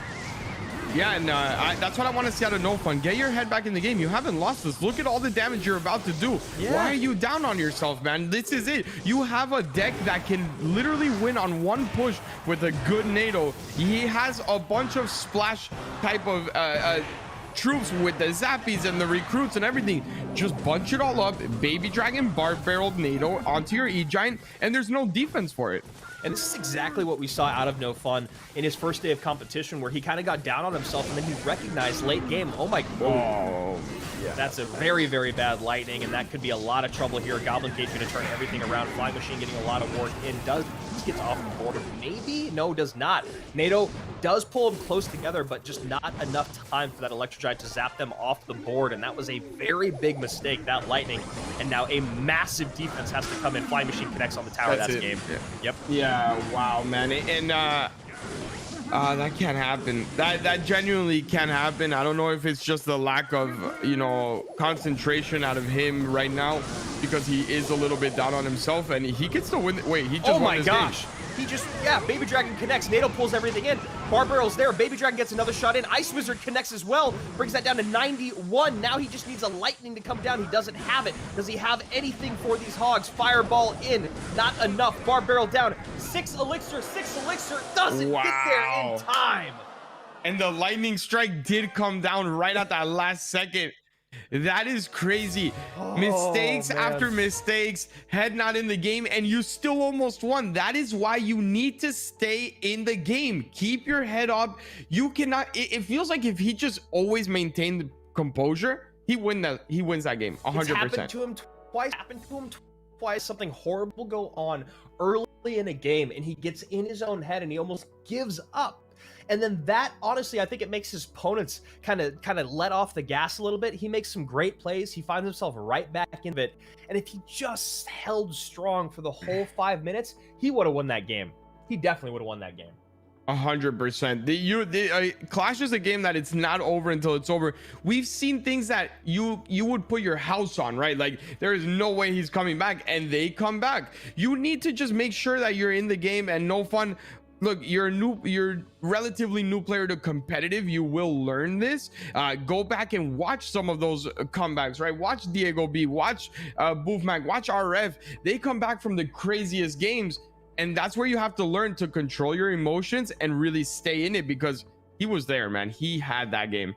Yeah, and that just becomes exponentially more demoralizing once you realize that you could have had it, you almost come back, and then you still lose in the final seconds, literally by a millisecond, right? You saw that lightning bolt come down on the tower, but the damage did not tick in time, and now No Fun is down 2-0 here, trying to stay alive, trying to keep his GameStars run alive. Yeah, and this is it, man. This is where the best players shine. Not when you're up 2-0, but when you're down 0-2. This is where you show off the true ability as a competitor, because everyone can do good when you're winning, but only the best can do good when you're losing. Denbeer going back to that control deck now, maybe an opening for No Fun, as this was the deck that Denbeer struggled with the most. You see him going for that King Tower activation and not getting it. Yeah. And that's kind of just rinse and repeat, if you will, with Denbeer and this deck, which is all about him in some really crazy micro interaction mistakes. Yeah, man. And this, I mean, if there is something, and again, I don't know what's going on, but just so many little mistakes when he hits this deck, because the other decks he plays them well.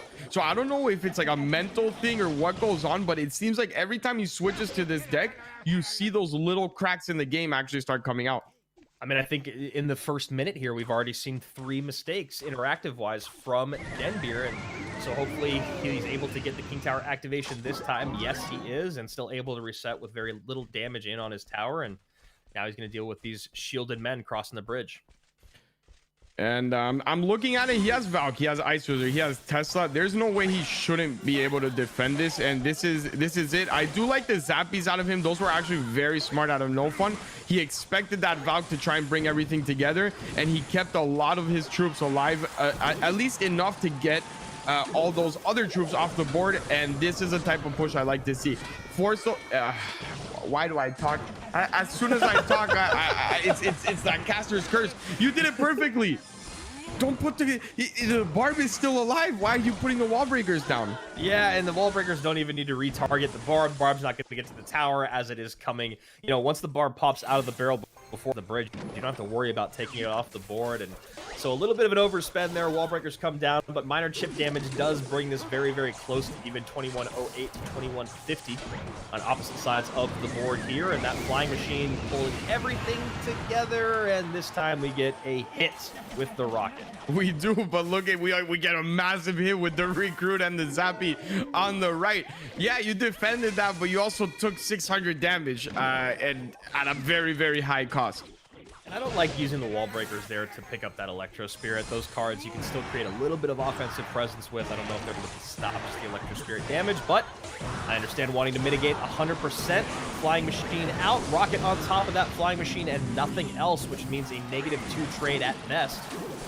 Yeah, and now the miner is forced out defensively. Now you're out of cycle, and you basically just gave up a whole nother cycle of this game to No Fun. Every time that miner comes out defensively, you're basically telling No Fun, recruits in the back, my friend, I'm gonna have to defend again. And it's really important to look at the game, just how you broke it down, Eric, is that this is a game of cycles, right? Once you get deep in this game, you know exactly, right? 8 cards, they have to come all the way back around, and late game, you know what your opponent's biggest offensive threat is. It's very clear that Denbeer's only offensive threat at this point is that miner. So if it ever comes out defensively, that is a sit back and chill out moment for No Fun to reset and build another big push. And it just clicked in my head why Denbeer is not winning with this deck. I've been analyzing all his defenses, and it all comes down over and over again to me. He doesn't have confidence in his defenses being enough. Every time, if you realize, if we would go back and watch this game over and over again, every time he defends, at the end he drops another troop, right? He'll rocket, he'll NATO, and then last minute he'll drop the goblins, last minute he'll drop a miner, last minute he does not have any confidence that his initial defenses are gonna work. And there it is again, goblins go down, and that just gets a Barb barrel, and like it's over and over again. You need to, when you play these control decks, you need to have confidence that you have defended the right way, or else you're just going to be way too far back on Elixir. And he has to do a better job with his tornado. To win with decks like these, whether it's the Ice Wizard or the Magic Archer, you have to have an immaculate tornado play. And I think even more so with this deck than the Magic Archer deck, because in the Magic Archer deck, you have a way to create more offense. There's a little bit more damage. But when you talk about this deck defensively, those NATOs have to be perfect perfect synergy with that Ice Wizard. Yeah, and look at Denbeer's face. He's had enough of this deck. If Yep. he could, it feels like if he could give away 10% of his prize just to switch, he would. Like it's mentally grueling to have to go in over and over and over again, and not only lose with it but make mistakes with it, because we have to be honest, it has not been good gameplay with this deck. It's been great gameplay with the other decks, but this one, it just seems like there's a switch. And it, when you think about your mistakes every time you play a card, right? You're like, wow, I better hit this NATO because I can't miss again, or I need to hit this rocket. I've missed the last two. It makes you miss more, right? You have to think so much harder about these spells that should be second nature. That's the other thing, is that anytime you use a spell in this game, it should be second nature to how you use it. I do not play with Rocket and Lightning a lot, and it's almost a perpetual thing because I don't play with them, so I don't want to learn with them. Whereas with Fireball, Log, Zap, these other spells, Poison, I feel like I know them like the back of my hand, and it's very, very apparent when you look at Denbeer's play that Rocket and NATO, he clearly is better with other spells. I have always told this to everyone that watches my streams, everyone that I've coached. You're only allowed to use 6 elixir spells if you are the highest tier with them when you're playing at a competitive level. Every time a 6 elixir spell goes down, you are playing your whole match in that spell. If it is not the right usage, you lost right there. Yep, exactly. And late game, it becomes even more apparent, right? Exponentially more apparent when you miss a rocket with 6 elixir, because your opponent goes, great, now I can literally pile everything that I own up at the bridge and you can do nothing about it. Absolutely. And they are hard to use. Like, yes, Lightning isn't that hard to use because the radius is huge, but Rocket is actually a very hard spell to use, especially when you're going up against those air troops where you actually have to line it up with the shadow and not the troop itself. Yeah, you talk about that flight time too, right? The 4-second flight time on the rocket with matching and lining up with shadows. It's a very, very difficult card to pull off, which is why, honestly, it is the card that you see the most missed spells with, is the rocket.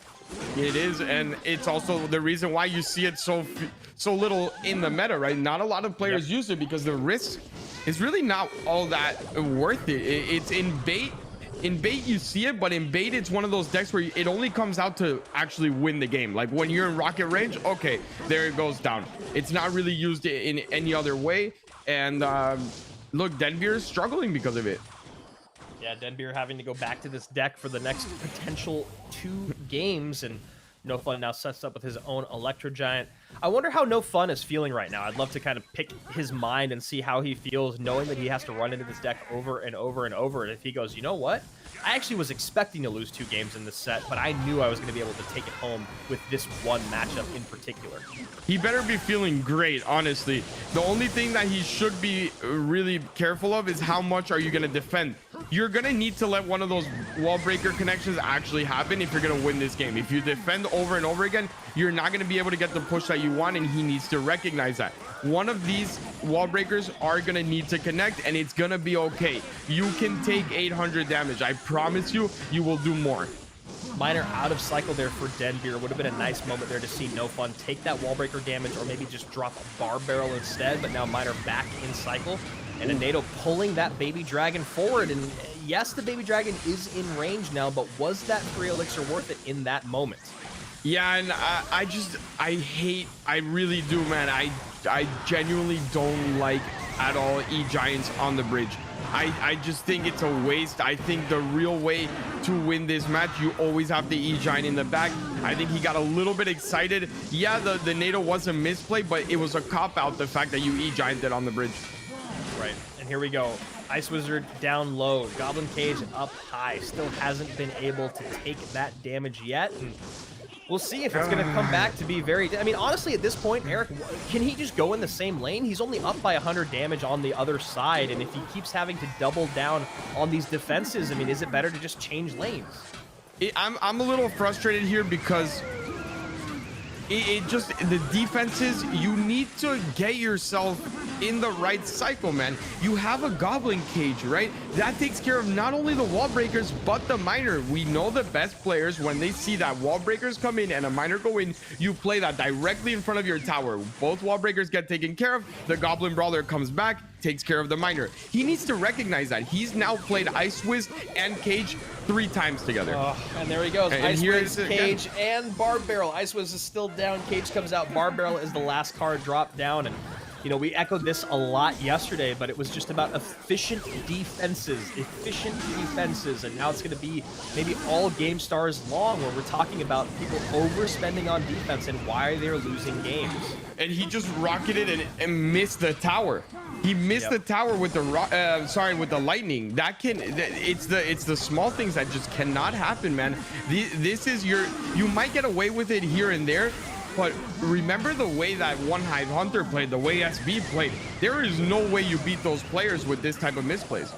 And you see there a missed NATO on the wall breaker. Miner goes to the back. He lightnings the miner. Rocket comes in. Easy money there, and no fun.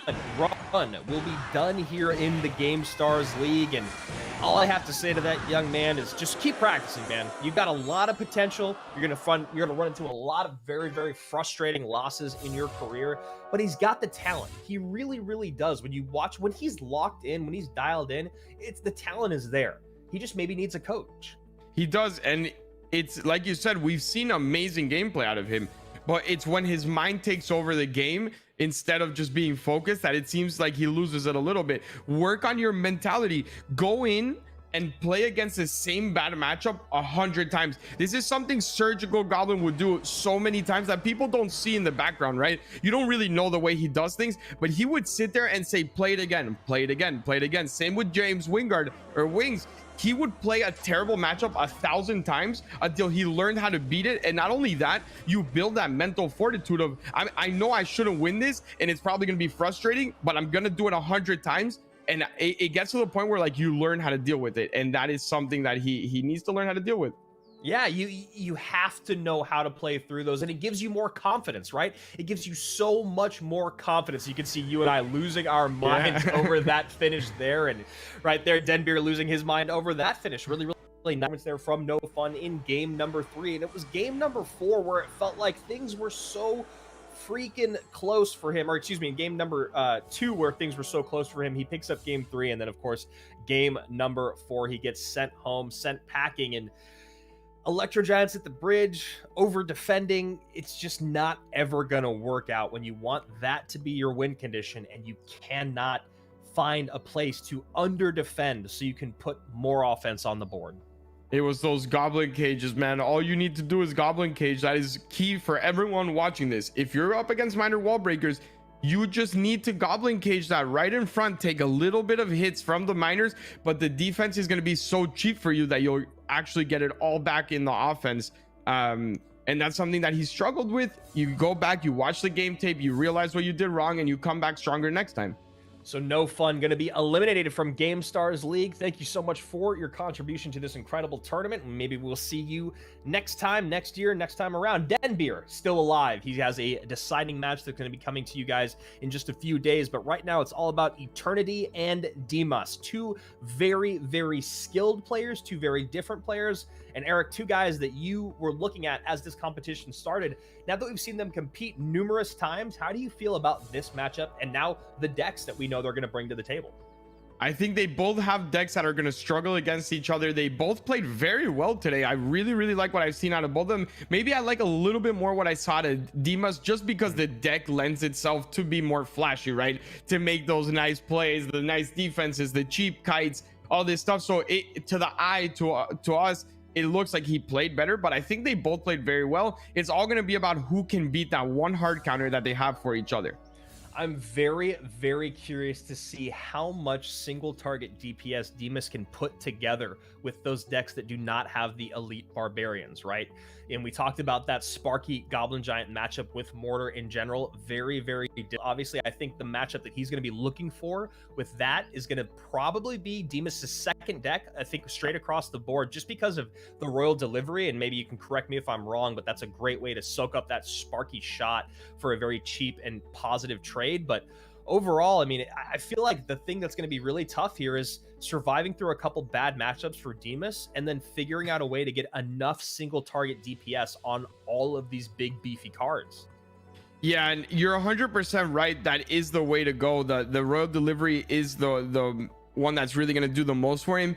But it's just like, that seems like an automatic loss for me, and then it's just going to be about being able to win the other ones. Why? Not only because the offense is so hard to deal with, but look at the defense. You have Miner basically as your win condition. That E-Wiz is going to get dropped every single time onto that Miner, get retargeted, and at best you have to fireball it, and then you don't even have a way to actually get rid of it unless that Miner gets another hit, and it's a little bit rough for him to actually get any damage. Demas at the bottom of your screen, Eternity at the top here. Bomber out early on, which means we're going to see Electro Giant from him. And of course, Demas is going to be Miner with some form of mortar and support. Yeah, and this is one of those matches that Eternity, if you can get this W, it's looking really, really nice for you. So here we go, Firecracker out early on. Mortar does get one shot in on that left-hand side. Firecracker going to stop this brawler and take it off the board, as well as the baby dragon. Yeah, the Firecracker doing its job right there. Nice Prince in the back is going to take care of the Miner, and this is a good situation for Eternity right now. He has a full Prince, full elixir bar. He's gonna E-Giant on the bridge, and this one I don't actually mind that much, just because of the fact that the Prince was already on the board. And look at that, Demas doesn't pull. GG. Demas doesn't pull, and as you just said, that's most likely GG, and this is the matchup that was going to be the hardest for him. So this, or excuse me, the easy, and just like that, Tower down to 626. Tower going to go down. Prince right there, he has to overspend. This is rough. This should be game over based on lightnings and late game just being able, yeah, the baby dragon connects, he has nothing for it, and that's the problem when you don't have a musketeer and you have spear goblins and firecracker. You cannot tank a baby dragon, and you already used your ice golem. But it all comes down to the miss mortar placement, which is the same thing that happened yesterday. One misplacement will cost you the game. Yeah, very, very tough stuff there. And we were already talking about single target DPS getting on top of these big beefy cards from Eternity, and missing that mortar placement is going to make that impossible. 94 HP remaining, 1787 top of your screen, and most likely game one going in favor of Eternity. Yeah, there's no way that he should actually be able to come back from this. Even if he does take a tower somehow, in a 2-tower game, the mortar never wins in a E-Giant matchup. I think as hard of a counter as it is early on, if you get into a 2-tower game, you get hard countered. Yeah, it's just over at that point. Firecracker goes off the board. E-Barb's coming down with a Miner on the left-hand side. Spear Goblin's behind. Goblin Cage up high. Bomber off to the left-hand side. Does get taken off with a nice Miner there, but E-Barb's running into that Prince, his lance, and that horse. A lot of HP there, and easy defense for Eternity. Easy defense, and he's doing a good job of not allowing the right-hand tower to actually take any damage from the mortars either, because he knows, look, I already secured this basically 2-tower game at most, and if I just don't allow too much damage to come down, I should be okay here. This is not going to be enough, and GG, you just won a hard counter, my friend. You are in a great position, and you see Eternity shake his head in a positive way, because he knows that other matchup is almost a guaranteed win for him. Yeah, it's a very, very tough situation now. Now I think, honestly, if I'm Eternity, I come out with Goblin Giant Sparky just to see what the next deck is, see what my opponent wants to come out with. But also, conversely, I think if I'm Demas, I definitely rock the Royal Recruit, or excuse me, the Royal Diversion of his mortar decks. You know that Lava Hound is out there. You know that Sparky Goblin Giant is out there. It does seem like that's the deck you need to run until you win with it at this point. And this is the downside of using 3 mortar decks. We've seen the upside of it. Yeah, you matched up great in your first round. Yeah, you played well, but now what do you do, right? You're kind of stuck with this against some matchups that aren't all too favorable, and you just misplayed a mortar, so your confidence isn't at an all-time high either. Eternity's feeling great, and there's no way around it. You can't switch it up. You can't be like, okay, let me take a break from mortar and then come back to it. You're stuck with 3 mortars right now. You and I touched on that at the top of the show. You know, you come out with 3 of the exact same win condition. You know you're going to run into Eternity, or maybe you could run into Eternity down the road. And, you know, are you really gambling? Is it worth that much of a gamble to have 3 mortar decks against what could potentially be 3 beatdown decks? And now you're finding out what versions of beatdown they are. And if you lose your best matchup, it's just a lot of trouble here. So Demas playing from behind here early on. Eternity up 1 game. Yeah, and here we go. If Eternity wins this, he's in such a good position really to take the set, regardless of what deck he's using, right? Because at the end of the day, it's 3 times that you have to be Mortar once. And most of the times, the Mortar player, when he plays the same deck, whether it be Lava or Sparky, is going to mess up one defense. It's just so hard to continuously defend perfectly for 3 games. Yeah, especially as it gets into double and triple elixir, that Sparky becomes so brutal if you miss even one pickup. And there you go, Sparky in the back. Sparky in the back, and right now he should be able to defend. You know this, I know this. When you see Mortar versus Sparky, the single elixir is not that big of an issue. It all goes down when it hits double elixir. You see it kind of all fall apart really quickly, and that's a good defense out of him. That knight actually is unnecessary. I don't think it was needed at all. So even early in single elixir, he overspent a little, but double elixir is really where he's gonna have to make some magic happen. I don't know how he's gonna do it, but it's tough, man. Yeah, Demas knew right there that he overspent. He knew the knight was not put in the opportune position to create any sort of counter push. The Firecracker would take it off the board. And now we see a big push on the right-hand side. Firecracker comes down very, very quickly along with the Royal Delivery. So able to defend, gets a little bit of damage in on the right-hand side, but takes a good amount from this Electro Wizard. And if I'm Eternity, I probably just tick to 10 and set up with another Sparky going down the right-hand side. Yeah, he has no rush, right? Eternity wants this to go as long as the game as possible. Triple elixir is even better for him. He has no issues at all. If this ticks down slowly, he's okay with it. And now you can even go same lane if you want to, because you got all that E-Wiz damage. Yep, and there it is. Sparky goes down the right-hand side, setting up in the back. Time for another defense here from Demas. Yeah, one more defense from Demas, and I want to see it. I want to see what he can make happen here. This is a really nice split lane. We know that this is what generally works when you're playing against Mortar and you have Sparky. It's funny because usually with these heavy decks, you never want to split lane, nice zap out of him, man. And that's game over.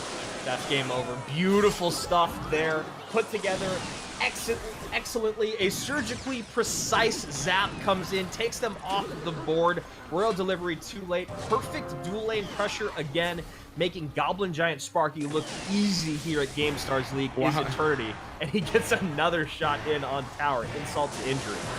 Yeah, and it's what we expected, right? It's not something that Demas did wrong per se. Even if he defended that, it seemed like at the end of the game he was going to lose, just because the way the Sparky always overruns a Mortar deck. It's the way it is. There's decks that are built a certain way, and this one is just that. The very nice thing for everyone at home to see is that this is a heavy deck, yes, but it's played like a cycle deck. You always have to split lane.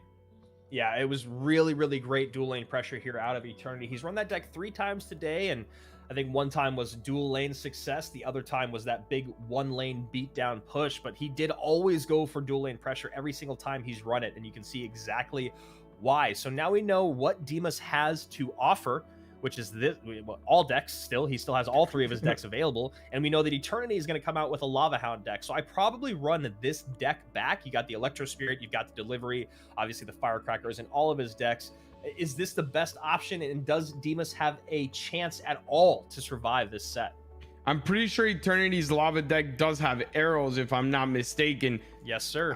So yeah, I guess this is the best option, but what do you actually defend air with, right? Your only positive side out of all of this is the fact that you do have Fireball and you do have Royal Delivery, but at the end of the day, those Spirit Goblins and that Firecracker is going to get arrows over and over and over again, and I'm not sure if he's actually going to be able to win. So Eternity happy to sit back right now. Spear Goblins come in, no response out of him. Now we see an Ice Golem down at the bottom of your screen. Goblin Cage does come out, and just wondering when Eternity is going to decide to get that Lava Hound on the board. Firecracker now out of cycle.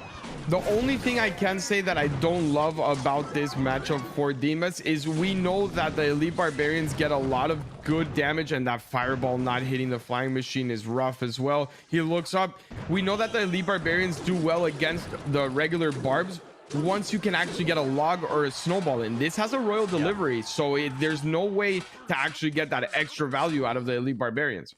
Yeah, that's a very, very good point that you make. That is really the only way that we've ever seen the E-Barbs. Well, let's Watch and see what he does. Oh, this has log as well. Sorry about that. That is my mistake. Yeah.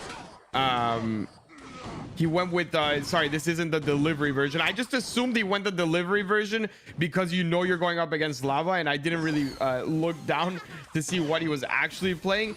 But now I like it even less, to be fair. Yeah, I mean, it's you know, the log does come in and get some decent damage in on that left-hand tower, but at what cost here? As we see this flying machine work down the right-hand side, misses the fireball again. Miner goes into the back of the tower, and Demas has got to pretty much say goodbye to his day here at GSL. He will be back, and he will face off against the other player in this group, but right now, those fireballs are making this look like it's going to be a Demas Denbeer matchup. It sure is, and at least you can say something positive for Demas is that the rocket gets absolutely no value from that Denbeer matchup on any of his decks, right? There is nothing to actually rocket, so you have a decent matchup. You should be able to get a couple wins there, but like you said, this is basically the day for him. I don't see him coming back. Right now, you can probably defend this with barbs on the other side. There they are, and really good defense out of him. Just needs to get a cage down as well, and there it is. Mortar won't actually be able to do anything here. Good arrows coming down at any second now. There it is, and it's just routine at this point. Yeah, exactly. Rinse and repeat. This will be the game, and Eternity will take a very quick 3 up, 3 down. And, you know, we were curious what it was going to look like, those mortar decks running into this beatdown heavy makeup that is Eternity. And honestly, it went, I think, a little bit different than even you and I thought. I thought Demas was going to at least pick up one game in there, maybe even take the set, but Eternity goes 3 up, 3 down, no problem. Yeah, it couldn't have worked out any better for Eternity here, and it seems like he's one of those players that we spoke about early on, right? When he wins, it's not over emotion, every game at a time. You never saw him celebrate too soon. You never saw him be disappointed when things don't go his way. And again, proving when you're in a match, don't be emotional, just get your head in the game, and look how well it worked out for him. Yeah, and I loved his on the game or in-game on the fly adjustments that we saw throughout that entire, I mean, both of his sets today. Honestly, you know, even in things that didn't work, he was able to, like, you know, for instance, pick up that hunter in his first set with his barbs after he saw how well it worked the first time, and he made that game a lot closer than he had any business making it. And here you saw just great matchups. 1, 2, 3, he wins the hard counter. And from that point on, it's just a downhill set for him. And this is exactly that game that we were talking about. This one, it felt like Eternity had no business winning, but a misplaced mortar from Demas, his first misplaced mortar of the competition at the worst time. Absolutely worst time, but it is what I said earlier on. When you play so much mortar, one of those defenses against heavy decks usually ends up going wrong. It doesn't matter who you are. I've even seen Igor and Lapo miss a mortar here and there, right? Just because if you play 100 games, the odds are one is going to miss, and with this much pressure on and this many heavy decks, one of those defenses was going to go the wrong way. It was just very unfortunate that it went the wrong way against your hard counter, and that puts you in a very, very bad position for the rest of the game. Those mistakes really started to compound in Demas's mind and in his gameplay. We saw so many mistakes come in his final game that we hadn't seen in his first few games. And I think most pointedly was that fireball. You know, the fireball in that last Lava Hound matchup, missing flying machines twice in single elixir is just very, very difficult to come back from. And while he played extraordinarily well early on today, he struggled a lot once it seemed like the mental game started to get to him. And while he may not have shown it, you could just see shown it on his face. You could just see it in his gameplay. You definitely can, and that's usually how that's the biggest tell, when you see mistakes that you genuinely don't see. But Demas has to be happy overall that he made it to the next phase, right? You can still make it to that final. Denbeer didn't have a good showing with that one deck, so you have to really hammer it in your practices. Make sure that he cannot win this. You have basically the same deck 3 times, so practice it against that minor wall breakers matchup 1,000 times if you have to. Eternity joining Beneficious as 2 more players making it through our group stage finals to go to our international finals, where over $30,000 will be up for grabs, and that'll be taking place June 1st through June 6th. We've got the rest of this week to work through the other 2 groups in Group C and in Groups D, and of course our elimination day on May 14th. You'll be seeing those guys once again, Denby here. We'll be facing off along with Roofy and Predator from yesterday, and of course the other matches to come as more information comes out for us here at GameStars League. What a great day. What an interesting day here. I thought that our set was going to be much more back and forth, but as you saw, very, very much one-sided. Eric, do you have any big takeaway from Tuesday? Well, May 14th, get ready to see a lot of mortar because Predator has 2 and we see 3 that is going to come out here. So get ready if you're a mortar player to tune in that day. You'll definitely have a lot of fun. And out of today, I really enjoyed the matches. We saw a little bit of everything, positive and negative. I hope that everyone can take away from the emotional parts, from everything, and just progress as a player. You're not going to be a champion since day one. You need to work at it, work out your kinks and everything, and that's all it takes. Yeah, I really, really liked what I saw out of Eternity today as well. I thought that he did a great job coming back in today with better deck selection than what we saw out of him in his first couple days of performance. And of course, his mid-set adjustments and really, honestly, a dominant set against Demas, who was a very, very good competitor. So guys, that's going to do it for us today here at GameStars League. We'll be back tomorrow, same time, same place, 9 a.m. Pacific, 12 p.m. Eastern time, of course, 6 p.m. CEST. If you are overseas, make sure you follow Eric on Twitter. He's at EB7. I am Andrew Guy, and go and give all the love to GameStars. Subscribe, comment down below, give a like, and let us know what you're thinking about these matchups. And of course, most importantly, keep on clashing. We'll see you tomorrow.